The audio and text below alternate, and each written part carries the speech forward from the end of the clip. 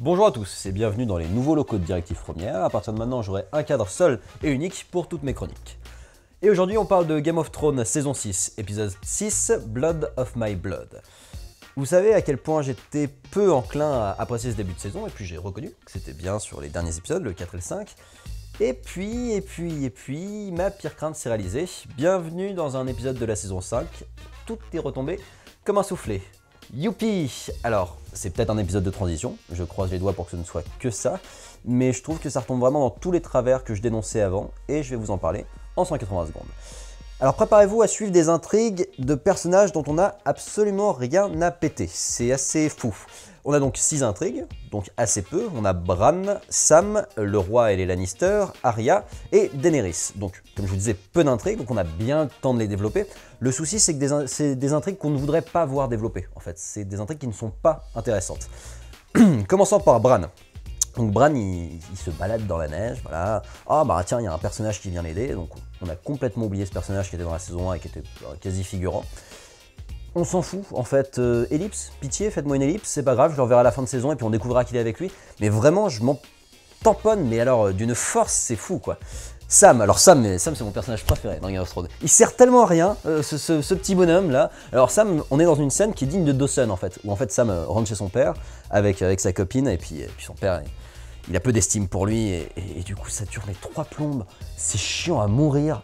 Et puis ce personnage a aucun intérêt, il n'a pas du tout évolué, physiquement, moi j'aimerais vraiment qu'on me l'explique parce que bon, il était au mur donc globalement le garde-manger il devait y en avoir moins et pourtant il n'a pas perdu un seul kilo. Il est nul ce perso, l'histoire est longue et puis on a cette fin d'histoire là où finalement il pique l'épée et puis il fuit. Et au moment où il fait ça, il dit à sa copine qu'ils viennent me chercher s'ils ont envie. 5 minutes avant, il s'écrasait mais comme une merde devant son père, et là il fait son malin, y a personne, forcément c'est facile de faire son malin. J'espère que je ne vais pas saturer le micro. On continue sur le roi. Alors le roi du coup il s'est laissé convaincre par le grand moineau, ça me fait toujours rire comme nom, grand moineau, enfin bref. Et du coup ça c'est quelque chose qui était plutôt prévisible, qui était plutôt pas trop mal amené, mais le gros souci qu'on a par rapport à ça, c'est que la scène de baston qui était annoncée dans l'épisode précédent où les Lannister se disaient on va enfin réagir, on va enfin défoncer ces religieux, et elle est annulée en fait, pour pouvoir retourner au bon vieux statu quo.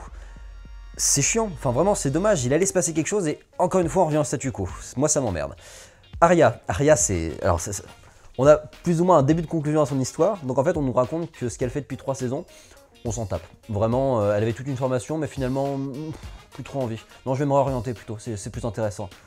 Putain mais qu'est-ce que vous m'avez emmerdé pendant 3 saisons, c'est pour finir comme ça, enfin c'est terrible.